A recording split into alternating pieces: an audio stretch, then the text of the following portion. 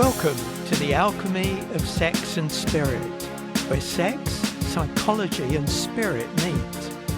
In this episode, we'll begin to explore the mysterious phenomenon of sexual magnetism. And stay until the end for this episode's magical practice. It might just change everything. Everything is sexual.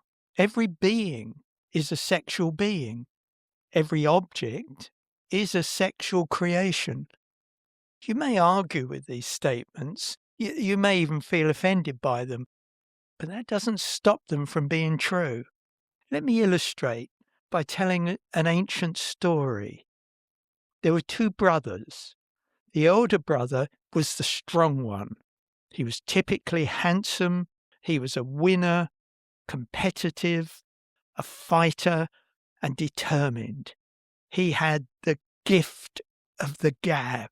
What he wanted to have, to get, he usually got, by force if necessary. His younger brother was different, quieter, more inward, more subtle.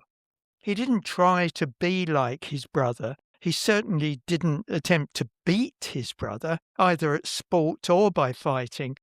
He appeared to hang back, to stay in the background, to allow his brother to be first at the front of the queue. Now, by all appearances, it was the older, stronger brother who should have had the power, the control. But through a strange turn of events, it was the younger brother whose life unfolded more favourably, almost as though he had some kind of invisible help. Opportunities appeared for him, protection showed up when he was in trouble, guidance appeared when he needed it, even when he made mistakes. Something seemed to work with him. So the question is, why? Why does life seem to favour some people, especially in relationships, when they don't qualify through good looks, physical strength, or charm? And why do others, who might be kind, decent, even good, struggle again and again? Two people, perhaps you're even one of them. One of them seems to move through life and relationships with apparent ease. They're not perfect, and yet they meet someone. Things seem to fall into place. People are drawn to them. Even when things go wrong, something seems to work out for them. And then there's the other person. Possibly it's you. Thoughtful, caring, sincere, and yet things don't quite land. Relationships don't happen. Or if they start, they just fade away. And after a while, a question begins to form, a quiet, frustrating question. Why do they seem to get what I need and want, and I don't? Now, most people answer that question in one of two ways. They either turn it against themselves, something must be wrong with me, or they turn it against life. Dating is broken, people are shallow, men or women are to blame. But what if that isn't the problem? What if this isn't about being better, being nicer, or trying harder? I said at the beginning of this episode that everything and everybody is sexual. This isn't to say everything looks sexy. A piece of rock doesn't look sexy, neither does an insect. But the truth is, everything has become what it is through a universal law, sometimes called the law of opposites or the law of polarities. Positive and negative currents cause the electric lights to come on. Opposite polarities attract. The north and south poles express polarity within the Earth's magnetic field. It's the fundamental law at the core of everything in life, positive and negative. neutron and proton, masculine and feminine, attraction and repulsion. You already know this, even if you've never thought about it in these terms. You walk into a train carriage looking for a seat. There are empty places available, but you don't choose them all equally. Something in you responds. You instinctively avoid sitting next to certain people and feel quietly drawn to others. Nothing's been said, no words exchanged, and yet something in you is reading a signal. You see the same thing in groups. There are certain people whose presence changes the atmosphere completely. When they're there, the room feels more alive, more energized, more connected. And when they leave, something goes with them. You can't quite explain it, but you can feel it. That something is magnetism. It's the subtle field you carry with you into every moment. Personal magnetism isn't just about personality. It's a universal law. Gravity, electricity, and magnetism are amongst the fundamental forces shaping life and matter.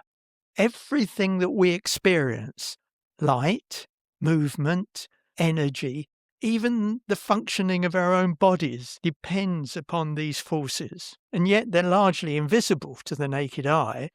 And this is why in intimate relationships, attraction isn't created by effort, but by polarity, by the meeting of these complementary forces within and between two people. I once asked a young electrician who was in my house fixing an electrical fault. I said, "Tell me, where does electricity come from?" He looked at me and said nothing for quite a while. Then, with a sudden rush of courage, he blurted out, "From the power station." I thanked him and smiled faintly, like a detective who'd caught a suspect without an alibi to a crime. You see, we don't see electricity itself. We see its effects. A light turning on, a screen coming to life, a machine beginning to move. But there's something important here to understand. Electricity doesn't originate in the plug or in the light switch. The plug, the switch, the device, they're simply instruments. They organize, conduct, and transmit a force that exists independently of them. In exactly the same way, magnetism doesn't originate in a magnet. A fridge magnet or a child's toy isn't the source of magnetism. It's an expression of it, a point through which that force becomes visible to us. And that gives us a powerful insight, because what's true of electricity and magnetism in objects is also true in us. Your body isn't the source of your magnetism. It's the instrument. Just like a radio receives and transmits signals, just like a light bulb conducts electricity, your body is a receiver and transmitter of unseen energy. What is this unseen energy?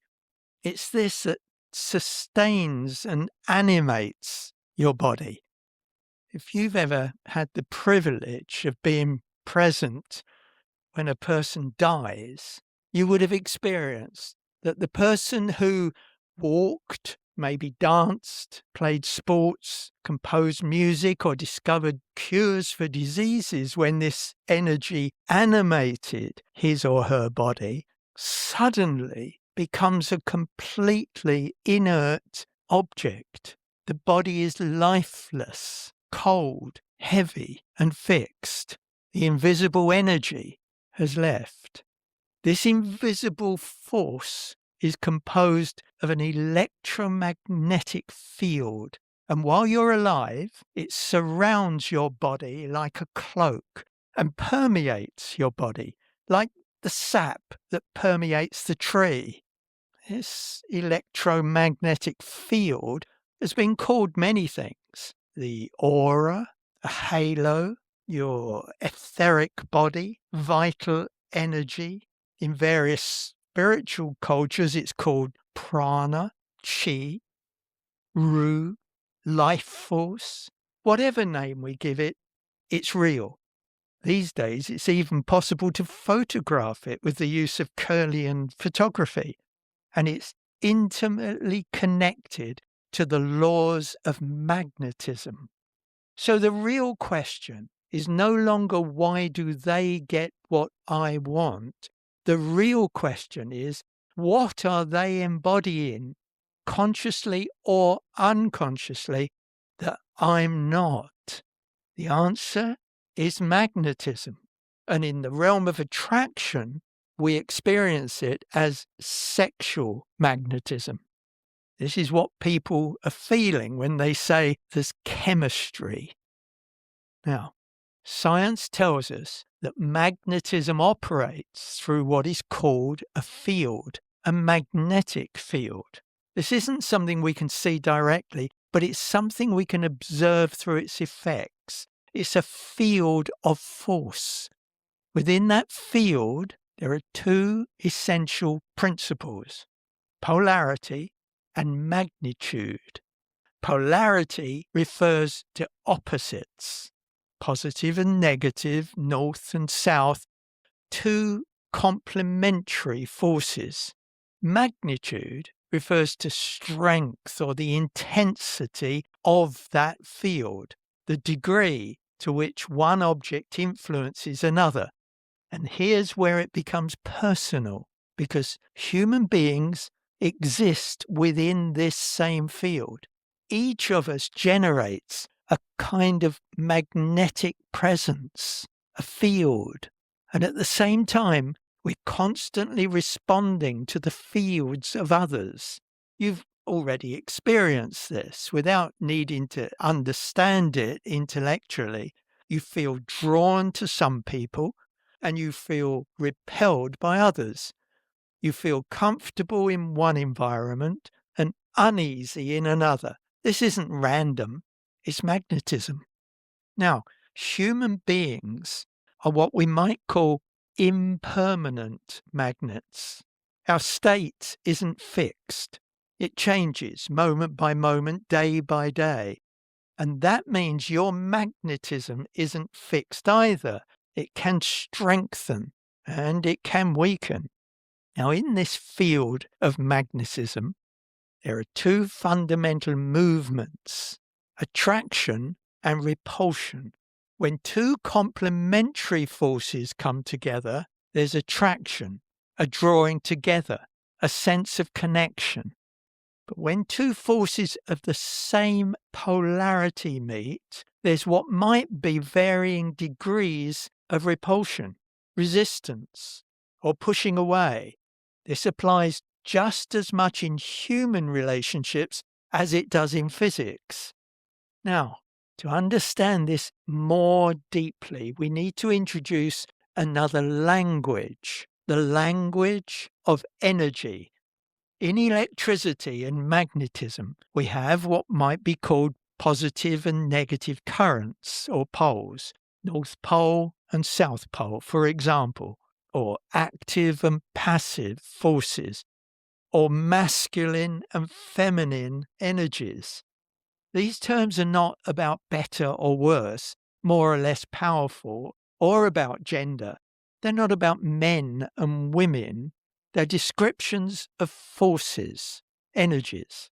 When the context is about attraction and relationships, the terms masculine and feminine are more descriptive than positive and negative, for example, and much more appropriate than north or south poles.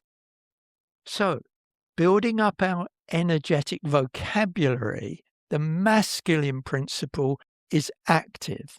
It initiates. moves, creates, directs. The feminine principle is receptive. It responds, contains, regulates, nurtures. Both are essential. Neither is superior, and neither can function magnetically without the other. The masculine charges the energy, the feminine receives it and shapes it. And when these two are in balance, there's connection, there's harmony, there's flow, there's magnetism. When there's imbalance, if two people are both operating only from a passive receptive state, there may be comfort but no spark, no charge or movement. If two people are both operating only from an active state, there may be intensity but little connection. There may even be conflict. When there's real magnetism, when these energies meet, alternate, respond to each other, there's automatically attraction. There's polarity, there's life. Magical practice. Find a place where you can be quiet and undisturbed for the next 2 minutes. When you're ready, give me your full attention. I'm going to share with you a map for a journey that leads to sexual magnetism. Now, if you feel called to take this journey seriously, I invite you to follow this series in sequence rather than simply choosing the episodes that immediately appeal. This work unfolds step by step. Each episode opens the door to the next stage of your transformation, leading to deeper, real sexual magnetism.